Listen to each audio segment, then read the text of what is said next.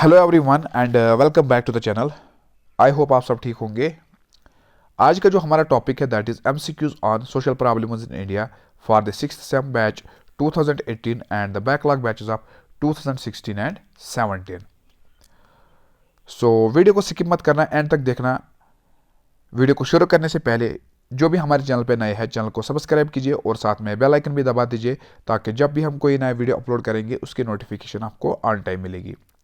इसके अलावा it is the part third of this series. Already मैंने 2 पार्ट्स अपलोड किए हैं। अगर आपने उन वीडियोस को अभी तक नहीं देखा है तो लिंक आपको डिस्क्रिप्शन में मिलेगी, वहां से जाके आप उन वीडियोस को चेकआउट कर सकते हो। ओके, तो चलिए आज का वीडियो स्टार्ट करते हैं क्वेश्चन नंबर 1 से। Question number 1 is what type of unemployment is found in India. तो इस क्वेश्चन में हमने ये बताना है कि इंडिया में हमें किस तरह की अनएम्प्लॉयमेंट देखने को मिलती है। ओके, तो अगर हम अनएम्प्लॉयमेंट की बात करेंगे तो इंडिया में हमें सबसे पहले स्ट्रक्चरल, ठीक है, स्ट्रक्चरल अनएम्प्लॉयमेंट देखने को मिलती है। दूसरी है सीजनल अनएम्प्लॉयमेंट, ठीक है। तीसरा है डिस्गस अनएम्प्लॉयमेंट, ठीक है। यानी इस तरह की अनएम्प्लॉयमेंट हमें इस तरह की अनएम्प्लॉयमेंट जो यहाँ पे है ये हमें इंडिया में देखने को मिलती है। So option number D that is all of the above is the correct answer for this question. So next question is question number 2 that is if a person is ready to work at the prevailing wage rate. यानी मान के चलो कि कोई बंदा ठीक है, यानी कोई पर्सन पर्सन है, ठीक है, ये he is ready to work, यानी ये काम करने के लिए तैयार है at the prevailing wage rate, ठीक है। यानी किस पर, जो प्रिविलेजिंग वेज रेट है, अगर ये तैयार है इस वेज रेट पर काम करने के लिए इन द मार्केट, ठीक है, but he is unable to find the work, मगर उससे कोई काम नहीं मिल रहा है। Okay, then what type of unemployment would it be called. तो इस तरह के अनएम्प्लॉयमेंट को हम क्या कह सकते हैं, ठीक है। सो आई रिपीट अगेन, कहने का मतलब यह है कि कोई भी पर्सन, ठीक है, मान के चलो कि ए पर्सन, ये जो पर्सन है, ठीक है, ये जो ए पर्सन है, ठीक है, यानी he is ready to work, यानी ये काम करने के लिए तैयार है, but at the prevailing wage rate, ये जो प्रिविलेजिंग वेज रेट है इस पे काम करने के लिए तैयार है इन द मार्केट, ठीक है, but he is unable to find the work, मगर उससे कोई भी काम या किसी तरह का भी काम वहां पे नहीं मिल रहा है, ठीक है। तो इस तरह के अनएम्प्लॉयमेंट को हम क्या कह सकते हैं, ठीक है। तो इस तरह के अनएम्प्लॉयमेंट को हम कहते हैं involuntary unemployment. Okay, option number B is the correct answer for this question.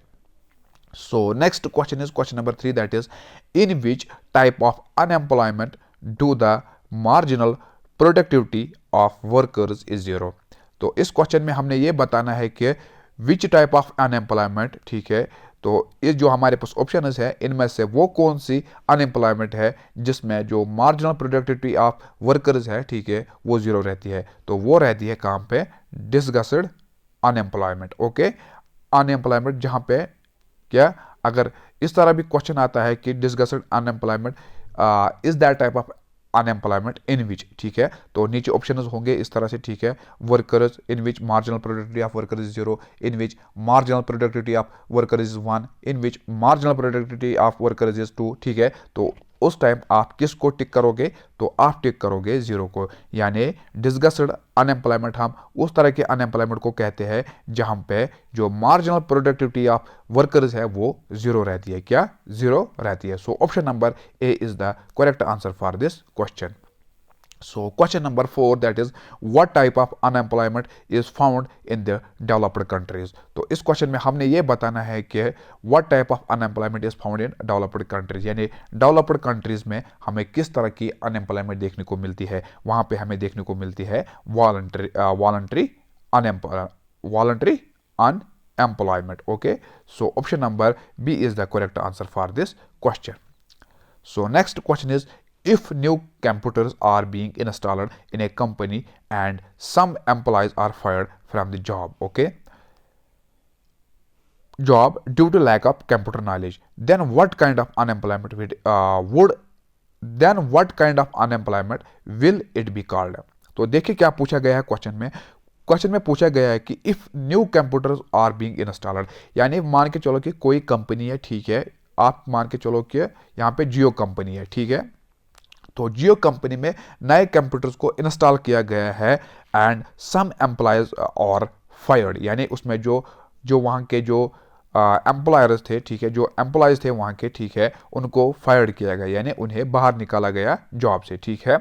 सो किस वजह से? Due to lack of computer knowledge, यानी ये जो पर्सनस थे, ठीक है, ये जो एम्प्लॉय थे वहाँ पे, उनको कंप्यूटर नॉलेज बिल्कुल भी नहीं थी। तो इस वजह से जब वहाँ पे नए कंप्यूटर्स को इंस्टॉल किया गया तो वहाँ पे जब उनको उसके बारे में किसी तरह की भी नॉलेज नहीं थी तो उनको वहाँ से फायर किया गया, यानी उनको फायर किया गया, उनको निकाला गया, ठीक है।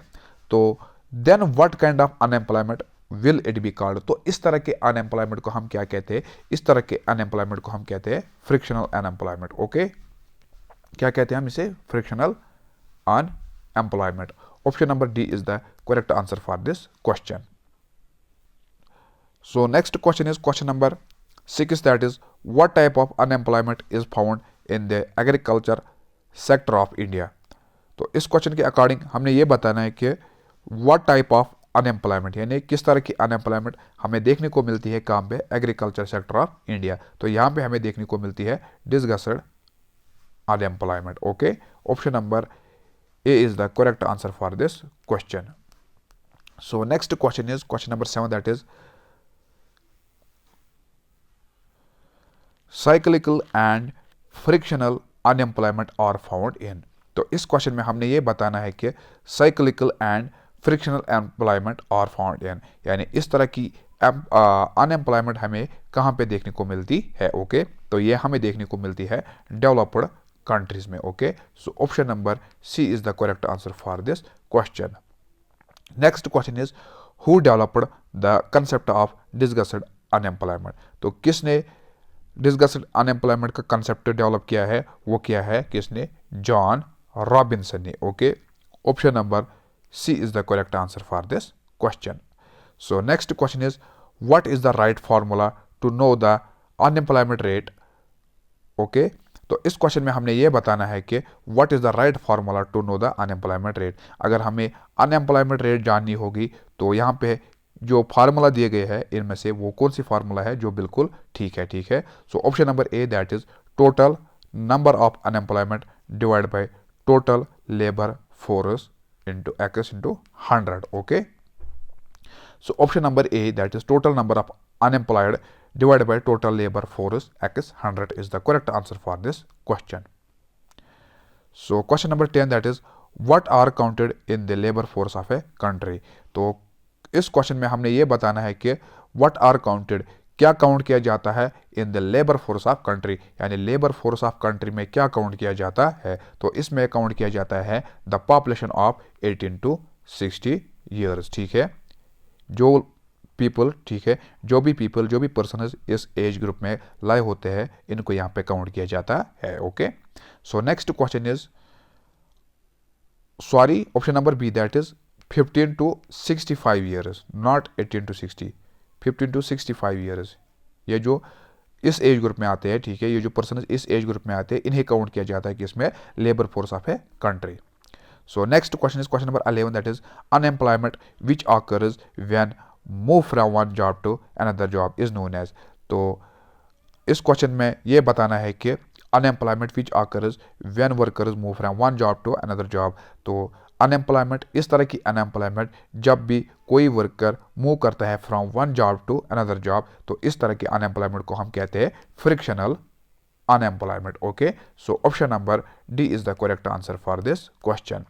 सो question number 12, that is unemployment is a developing country generally takes place due to. So option number C, that is lack of complementary factors of production is the correct answer for this question.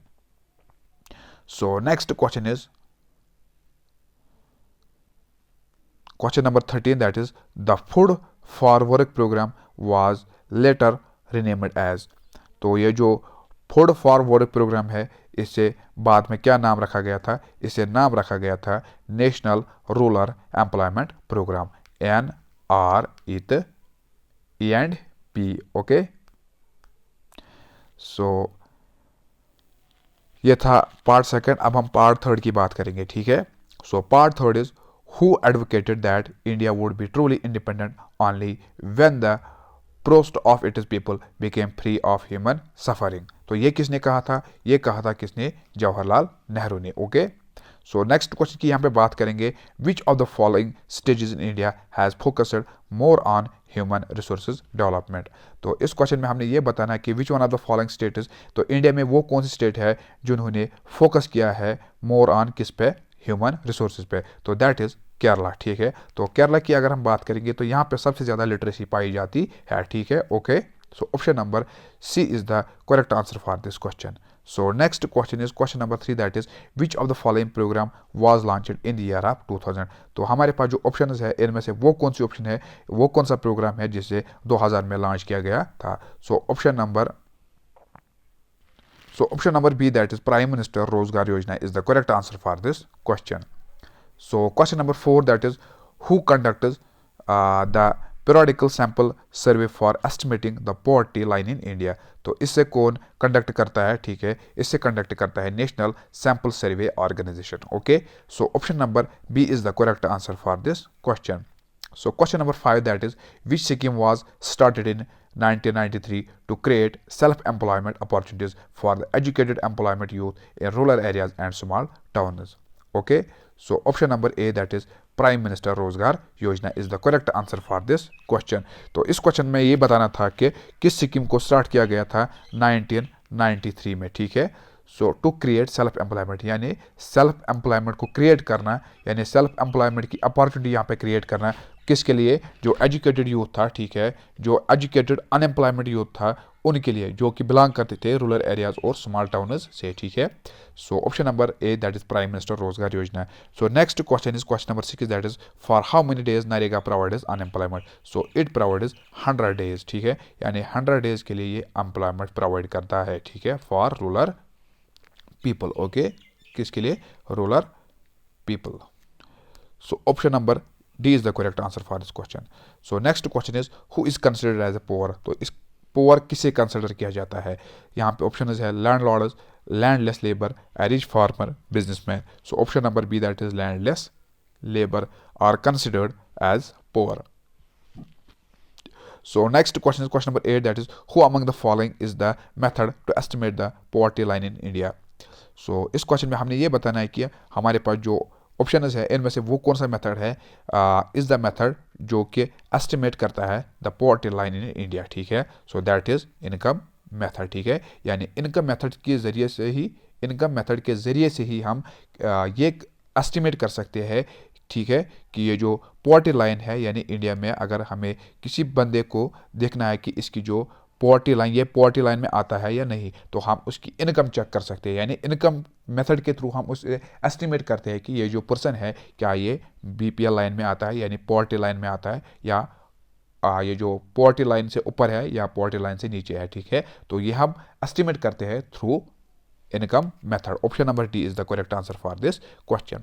So question number 9, that is when and women and children under the age of 5 are food insecure population due to, so it is due to malnutrition। Option number A is the correct answer for this question। So question number 10, that is which of the following social groups is vulnerable to the poverty। So option number A, that is scheduled caste is the correct answer for this question। So question number 11, by which year government are aiming to meet the millennium development goals including having the rate of global poverty। So option number B, that is 2015 is the correct answer for this question। So question number 12, that is which among the following schemes was started in the year of 2000 for the indigent senior citizens। So it was APS। Option number D is the correct answer for this question। So question number 13, what is the average calories required in rural areas for measuring poverty? So it required 2400 calories per person per daily, okay, per day। So next question is question number 14, that is what is not a one of the major cause of income inequality in India। So that is option number B, lack of fertile land। So next question is in which of the following countries did poverty actually rise from? So rise from 1981 to 2001। So it rise from sub-Saharan Africa, okay। Option number A is the correct answer for this question। Next question is the calorie requirement is higher in the rural areas because, So because people are engaged in physical labor. Okay, so next question is, which of the following is an indicator of poverty in India? So option number A, that is income level. So question number 18, which of the following economic groups is vulnerable to the poverty? So all of the above, yani it is scheduled castes, it is scheduled tribes, and rural agriculture households is the, yani all of the above is the correct answer for this question. Next question is, which of the following is true regarding percentage of seasonal and chronic hunger in India? So that is, so option number B, that it has decreased is the correct answer for this question.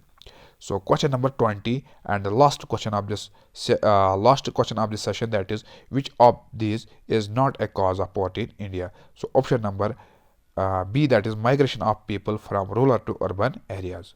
So that was all about today's topic. Hope you like this video. अगर video पसंद आया, video को like कीजिए और अपने friends के साथ share कीजिए. मिलते हैं इंशाल्लाह नेक्स्ट वीडियो में. तब तक के लिए अल्लाह हाफिज़.